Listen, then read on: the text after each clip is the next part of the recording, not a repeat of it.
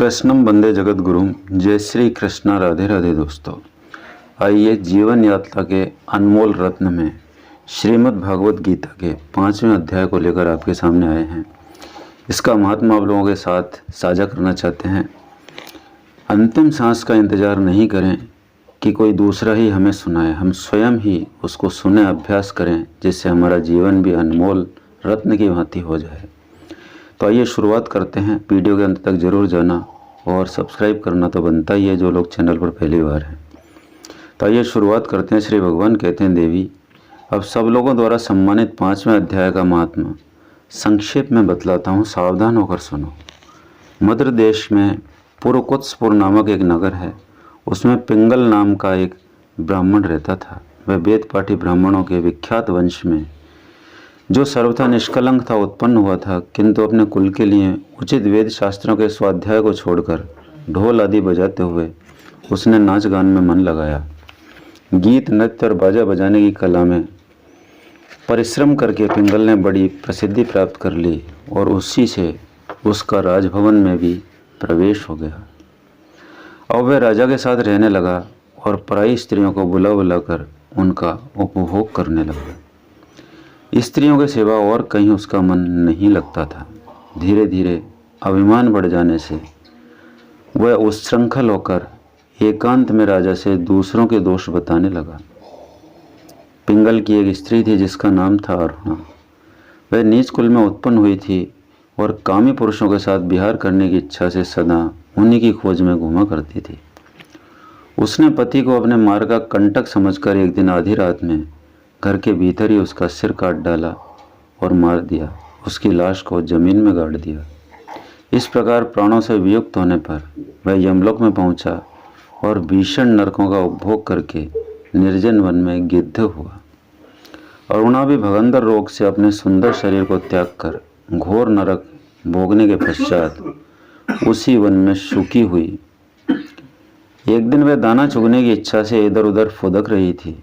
इतने में ही उस गिद्ध ने पूर्व जन्म के वैर का स्मरण करके उसे अपने तीखे नखों से फाड़ डाला। सुखी घायल होकर पानी से भरी हुई मनुष्य की खोपड़ी में गिरी।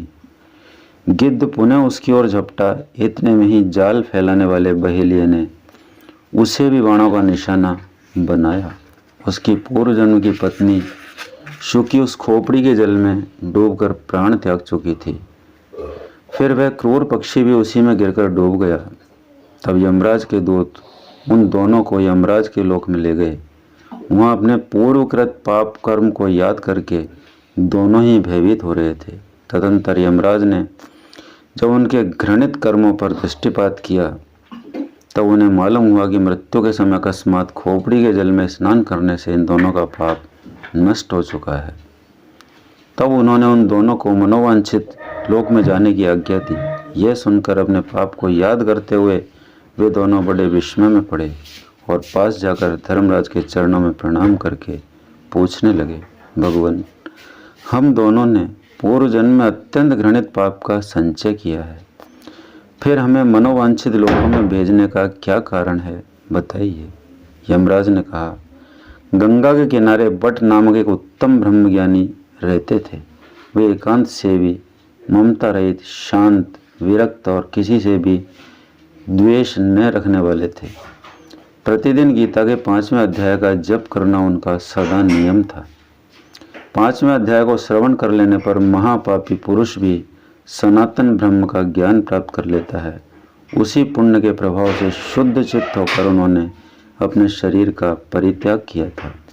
गीता के पाठ से जिनका शरीर निर्मल हो गया था, जो आत्मज्ञान प्राप्त कर चुके थे, उन्हीं महात्मा की खोपड़ी का जल पाकर तुम दोनों पवित्र हो गए हो। अतः अब तुम दोनों मनोवांछित लोगों को जाओ, क्योंकि गीता के 5वें अध्याय के माध्यम से तुम दोनों शुद्ध हो गए हो। श्री भगवान कहते हैं, सबके प्रति समान भाव रखने वाले धर्मराज के द्वारा इस प्रकार समझाए जाने पर वे दोनों बहुत प्रसन्न हुए और विमान पर बैठकर बैकुंठ धाम को चले गए। बोलो वासुदेव भगवान की जय। श्री कृष्ण गोविंद हरे मुरारे, हे नाथ नारायण वासुदेवा। श्री कृष्ण गोविंद हरे मुरारे, हे नाथ नारायण वासुदेवा। श्री कृष्ण गोविंद हरे मुरारे, हे नाथ नारायण वासुदेवा। मित्रों, साथियों, माताओं, बहनों, बुजुर्गों और जो भी इस वीडियो को सुन रहा हो, देख रहा हो, वह इंसान, उन सभी को मैं अपने हृदय से आभार व्यक्त करता हूँ कि स्वयं अपना भला सोच सकता है, आत्मानंद बन सकता है, अपनी आध्यात्मिक उन्नति कर सकता है। तो मित्रों, यही निवेदन है कि निरंतर अभ्यास बनाए रखें, अपने जीवन को अनमोल रत्न बनाएं। निश्चित रूप से आपको अच्छा लगा होगा। अगले वीडियो में बहुत जल्दी ही मिलते हैं। तब तक के लिए नमस्कार।